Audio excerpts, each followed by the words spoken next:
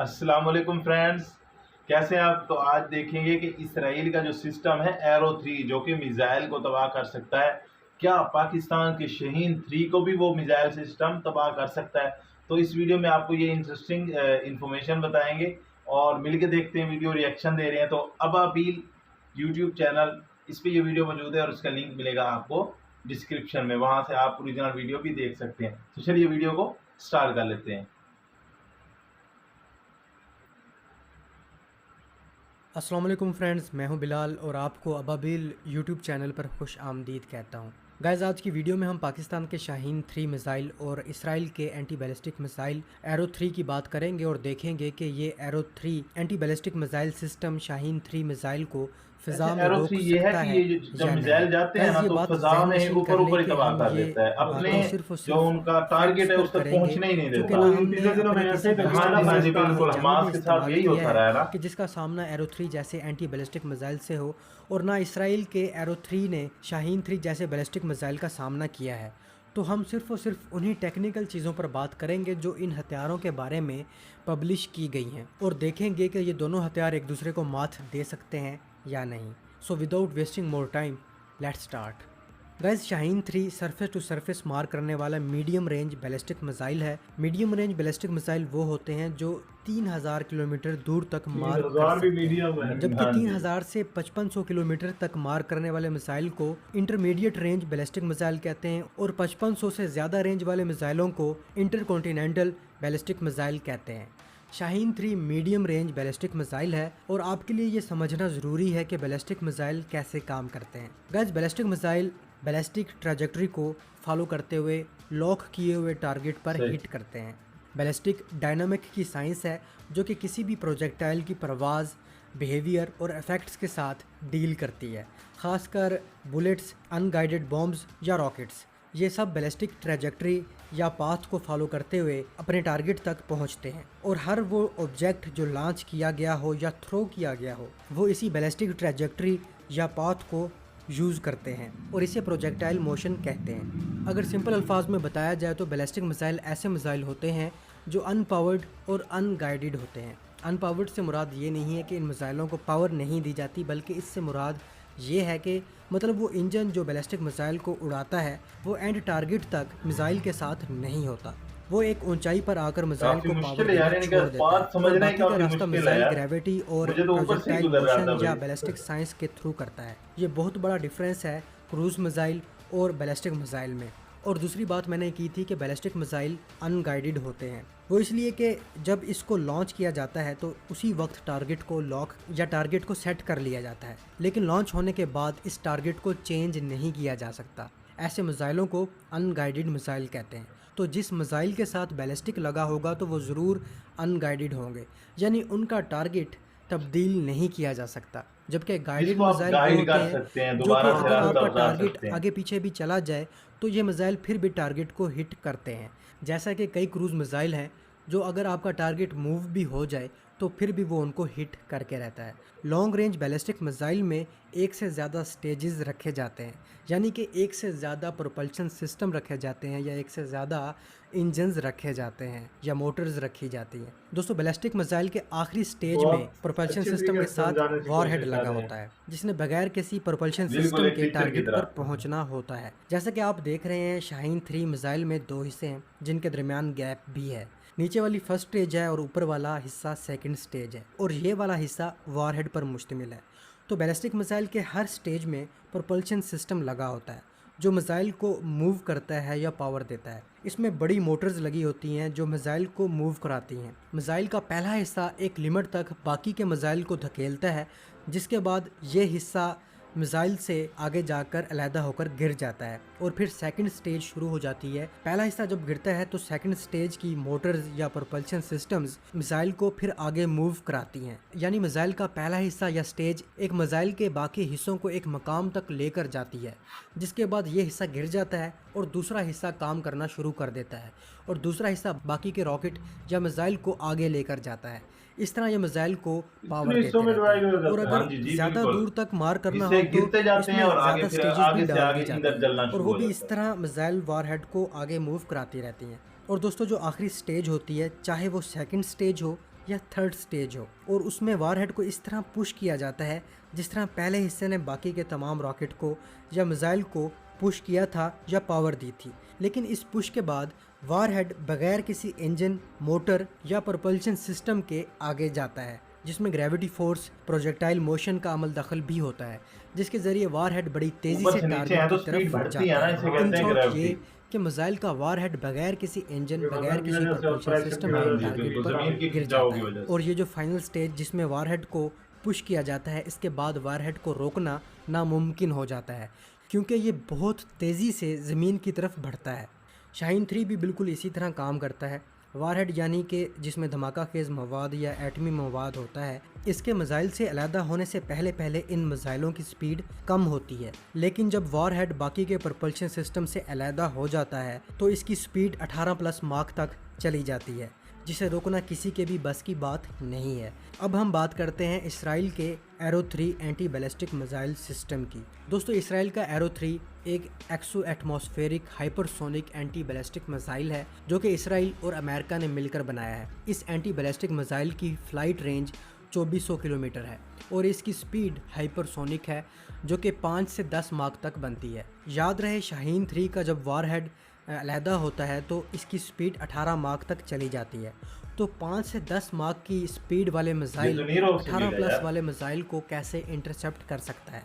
ये नामुमकिन लगता है, लेकिन इसराइल ने इस सिस्टम में एक्सो एटमॉस्फेरिक स्ट्रेटेजी लगाई हुई अभी है। इससे आगे यानी कुछ कि ये टेक्नोलॉजी मिसाइल बैलिस्टिक मिसाइल को उस पॉइंट पर जाकर हिट करेगा जब बैलिस्टिक मिसाइल ने अपने वारहेड को पुश ना किया हो। अगर वारहेड मिसाइल से अलहदा हो भी गया हो लेकिन उसने अभी वो स्पीड ना पकड़ी हो, यानी कि वारहेड के 18+ मार्क स्पीड पकड़ने से पहले पहले इसको हिट कर देता है।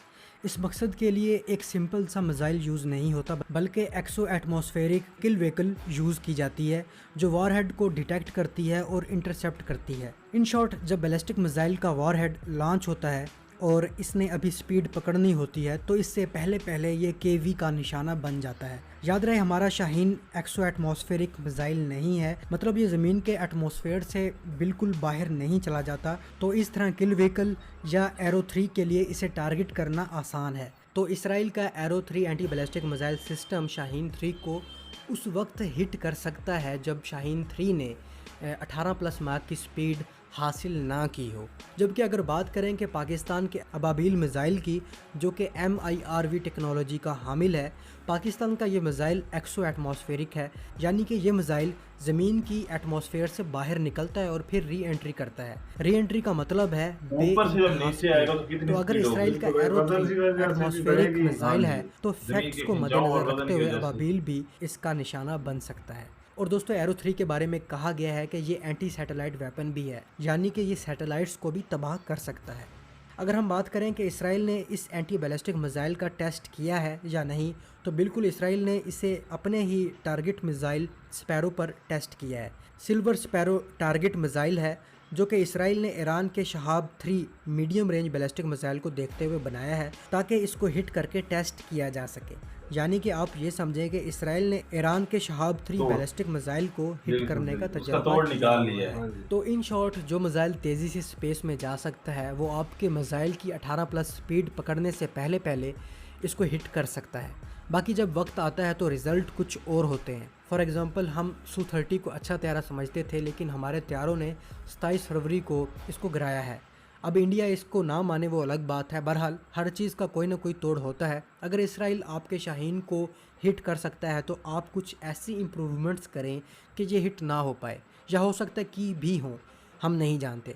जैसा कि मैंने शुरू में बताया कि हम ये उन फैक्ट्स पर बात कर रहे हैं हो जो सकता है पब्लिश इन्होंने की कुछ गई ऐसी हैं। बातें बताई ही ना हो। देखें, आयरन डोम सिस्टम भी इसराइल का जदीद तरीन डिफेंस सिस्टम है, लेकिन गजा से आने वाले हर रॉकेट को यार गजा के इंटरसेप्ट पास तो नहीं करता है। टेक्नोलॉजी ही आयरन डोम बहुत शॉर्ट रेंज बहुत रॉकेट कम और टेक्नोलॉजी मिसाइल थी को उनके पास। इंटरसेप्ट वो करने तो के लिए लड़ने के डिज़ाइन काबिल किया ही गया नहीं है है। ना और ये बेचारे। जदीद ठीक है, तरीन वो लोग बहुत डिफेंस ही ज्यादा सिस्टम है, बहादुर है, लेकिन लेकिन वो लड़ हमास ने रहे थे। इसके लिए एक छोटी सी तकनीक यूज़ की थी कि एक साथ मुख्तलिफ डायरेक्शन से 100 से ज़्यादा रॉकेट्स फायर किए थे, जिसकी वजह से आयरन डोम की आर्टिफिशियल इंटेलिजेंस ब्रेक हो गई, या जिसे हम कह सकते हैं कि आयरन डोम इतने ज़्यादा रॉकेट्स देखकर बौंदल गया। तो हम भी कोई तकनीक वगैरह यूज़ कर सकते हैं। दोस्तों, ये सारी बातें मैंने फैक्ट्स को मद्देनज़र रखते हुए आपके सामने रखी हैं। बाकी जिसको यकीन ना है वो इंटरनेट पर सर्च कर सकता है। दोस्तों हाँ, मेरी कि पिछली इंटरनेट दो पे तीन सब कुछ वीडियोस मौजूद से है भाई, आपको जो कुछ ऐसा आप ज़रूर देखना चाहें लगा मिल होगा जाएगा।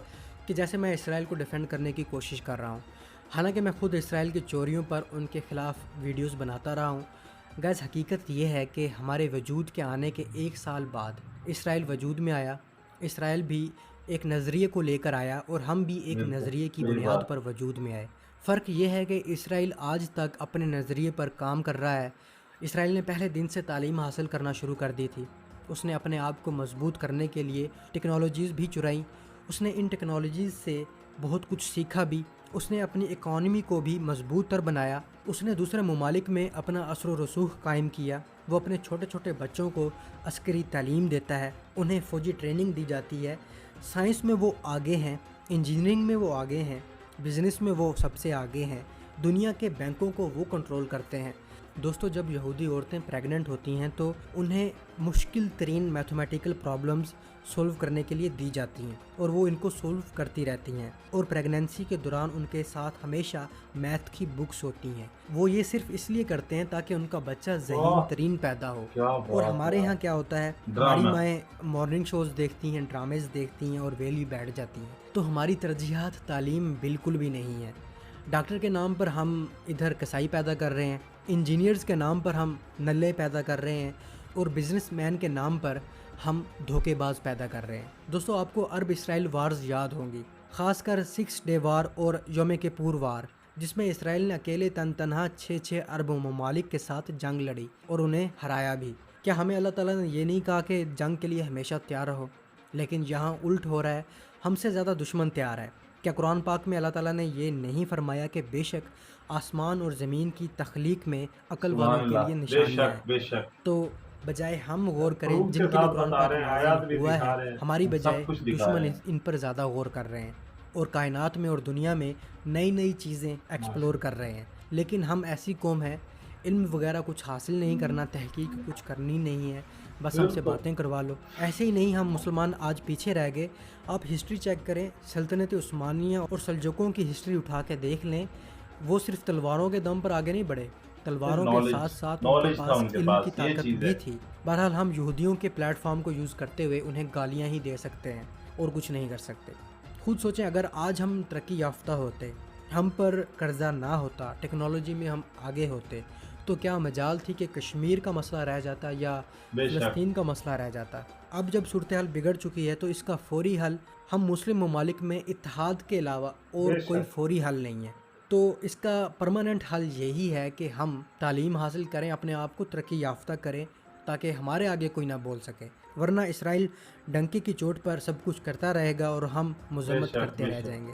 देखें, अगर तमाम इस्लामी ममालिक की फ़ौज इकट्ठी की जाए तो 50 लाख की फ़ौज बनती है और 50 लाख की फ़ौज इसराइल क्या अमेरिका को भी टक्कर दे सकती है, वो सुभान भी अल्लाह। आराम से। मैं तो कहता हूँ अगर सिर्फ 3 इस्लामी ममालिक ही आपस में इत्तेहाद कर लें, पाकिस्तान, ईरान और तुर्की, तब भी हम इसराइल की आराम से बैंड बजा सकते हैं।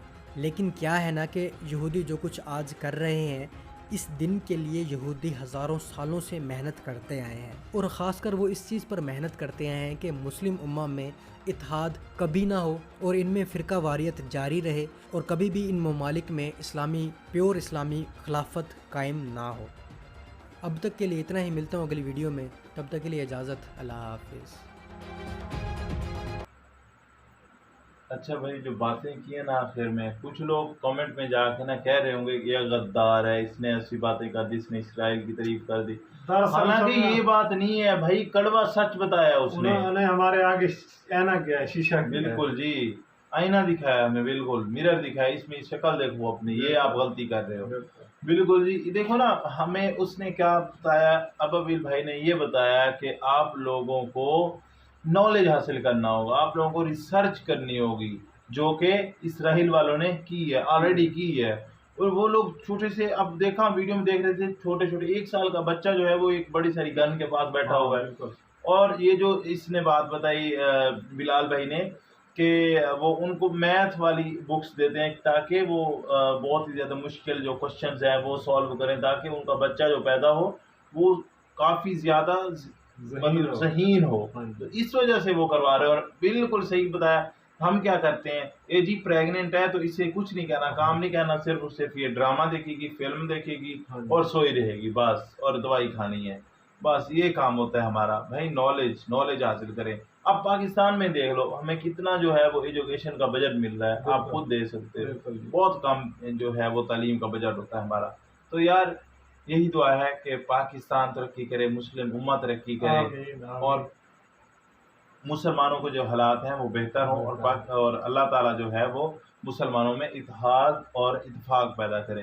तो मिलते हैं नेक्स्ट वीडियो में, तब तक के लिए अल्लाह हाफिज़। और अगर चैनल सब्सक्राइब नहीं किया तो चैनल को ज़रूर सब्सक्राइब करके जाए।